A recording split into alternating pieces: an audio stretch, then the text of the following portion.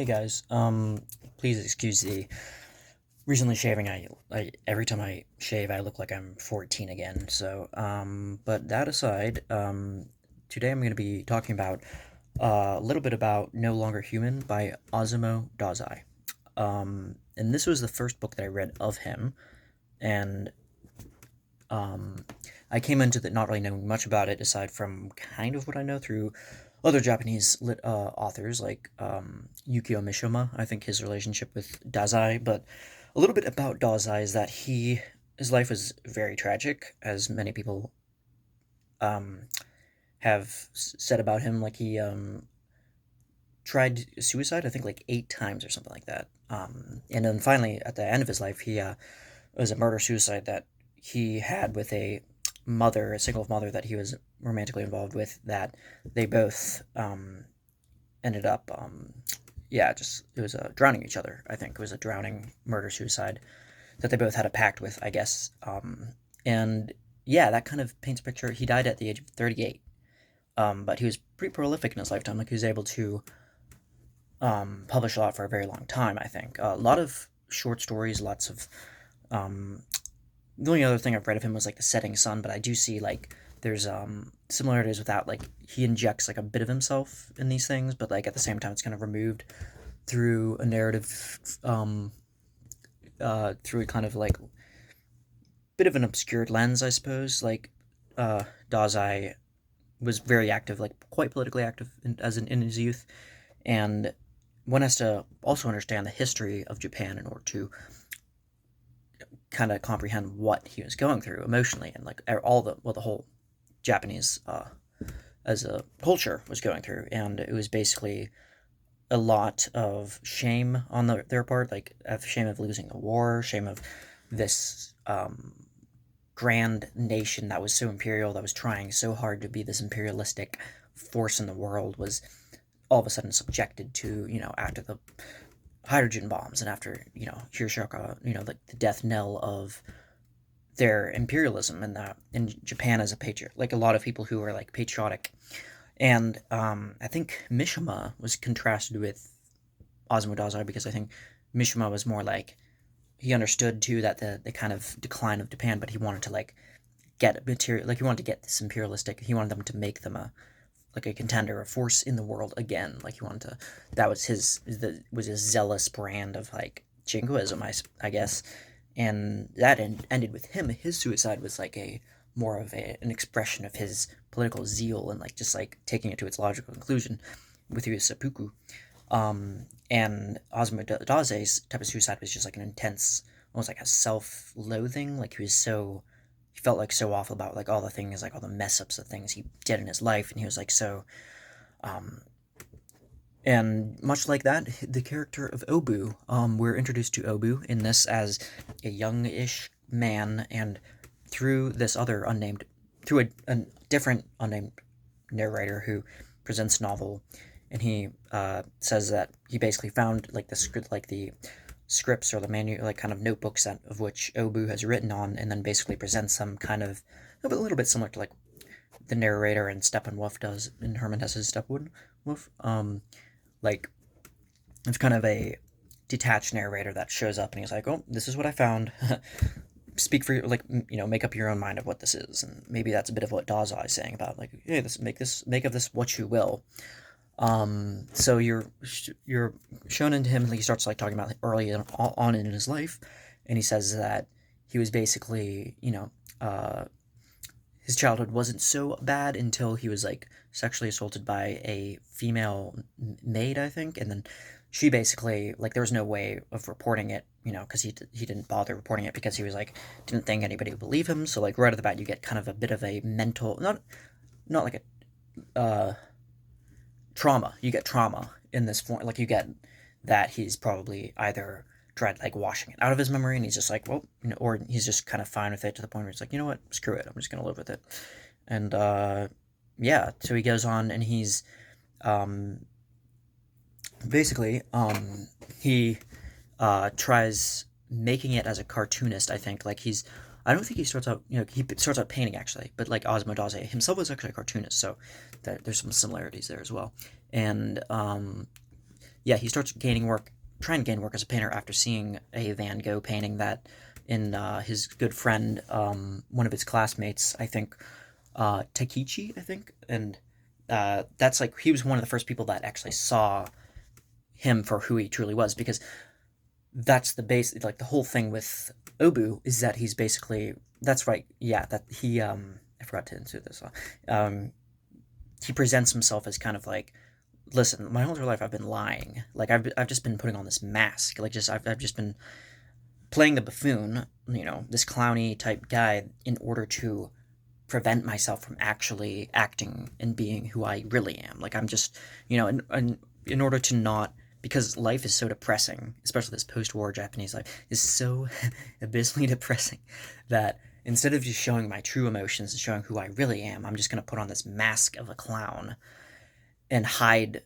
Like in a sense, you get why he does that. Because the aforementioned very depressing, uh, decline of Japan.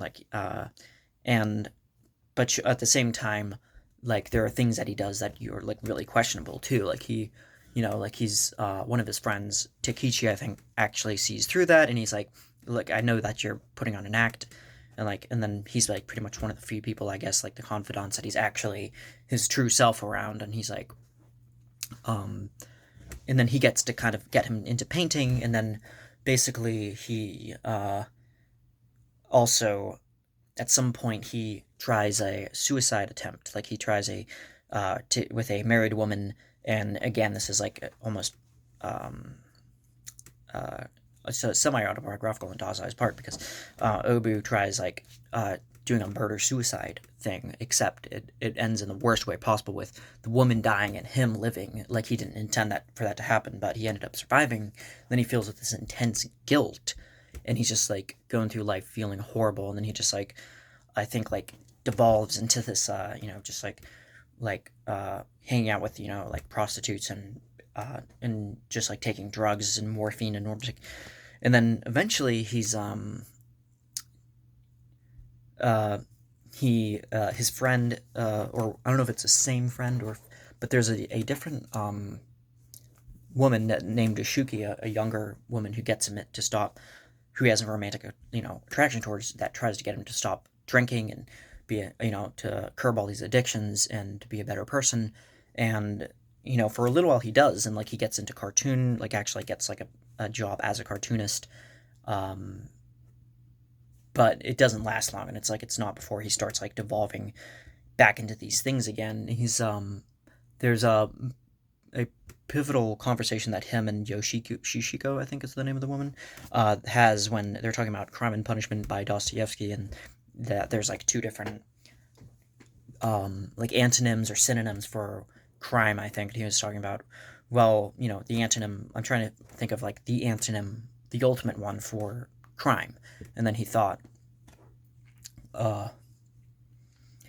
because there's it turned out Yushiku was actually raped by this other, like a classmate, I think, and they're both talking about like what is like the the antonym for it, and and basically she's also struggling with suicidal attempts as well, and there's like she tried taking drugs in order to kind of overdose on it, but ended up surviving. But finally, Oba, it's kind of, the novel shows him kind of drifting around a lot. Like he's goes from like one place, and he goes like, so like it ends with him being in a hospital, like released in there, and he's basically, you know, in a mental institution, actually, I think, because uh, committed to there, and he's like staying there, and he's saying that he's not necessarily happy, but he's not necessarily sad either. He's like in a kind of not ataraxia, but like a um indifferent. He's like indifferent, ambiguous about what his fate is going to be, because he's like, he doesn't know if like if he just goes back into life and tries bettering himself, like is he going to fall back into addiction and out, and like, and promiscuity again, or is he going to like actually better himself and like just like continue, like what, he doesn't know. He's like indifferent to his future. And then finally, that's like with his brother's help, he stays there, and he's like it's kind of left in the unknown, I suppose. And yeah, and then it ends with there's a very telling part with the narrator of the book finally, I think, tells everybody that like his own opinion, or his or her. I don't think they ever reveal too much about the narrator, but they say that like, I don't know anything about this man. It's like I just came across this notebook and I found it, and I love that, by the way, like the fact of like coming across a notebook and or something similar to that. I just find that very fascinating. And then, but I don't know anything about him. But the only thing is that I know is that I don't know if this is the exact quote, but she says something like the landlady that actually knew him was like, you know what, I just know that once somebody gets like that, they're just no good for anybody, and that's kind of yeah, like that's kind of the sad most. That's kind of like the nail in the coffin, in my opinion, of the book. Is like that sentence is like really kind of shows that for once not Oba's inner interiority brought out, to like we've seen to access like what his own inner life is, but then finally we see like what other people think about that, like that intense inner monologue, that intense critical, just like life is is suffering and endless pain and misery. And then you see like other people just say like, it's just like, come on, they're no good for anybody, like that type of attitude, that type of thing, like they're just, and it's like the sad truth, like people, that's what today people think as well, like when people who don't understand, you know depression, or things like that, like and this isn't to exonerate everything that the character has done, but because he does like very questionable things as well, but I think from, it's like no good for anybody is like, oh, it's almost like a utility. It's like it almost, you know in that, that's like the sad fact is that most people think that. I'm gonna read a quote though. Like there's a quote that Oba says early on, I think, in the novel, where he's like, "Though I have always made it my practice to be pleasant to everybody, I have not once actually experienced friendship. I have only the most painful recollections of various acquaintances, with the exception of such companions in pleasure as Horiki. I frantically played the clown in order to disentangle myself from these painful relationships, only to wear myself out as a result. Even now it comes as a shock, as if by chance I notice in the street a face resembling someone I know, however slightly, and I am at once seized by a shivering violent enough to make me dizzy. I know that I am liked by other people, but seem to be deficient in the faculty to love others." So it's like an interesting dynamic that he's able to kind of get, to be kind of like on a surface level liked by people, to get himself on board with people. Like, hey, this guy's, kind of a goofy guy, but but he's unable to actually give any love. So I just thought that was a very telling thing. So yeah, No Longer Human by Osamu Dazai. I definitely recommend. Again, I've been reading a lot of pretty darker literature, so I don't know what my own opinion on it, but part of it reminded me a little bit of like the Talented Mr. Ripley too, like that I think I've also reviewed as well. Is that with Oba putting on a mask, like Ripley also puts on a mask and is like afraid, in order to escape himself, pretty much, and it's a similar type of identity crisis. I love stuff like that. I don't know. I just find it fascinating. So yeah, um, I'll catch you all in the next one.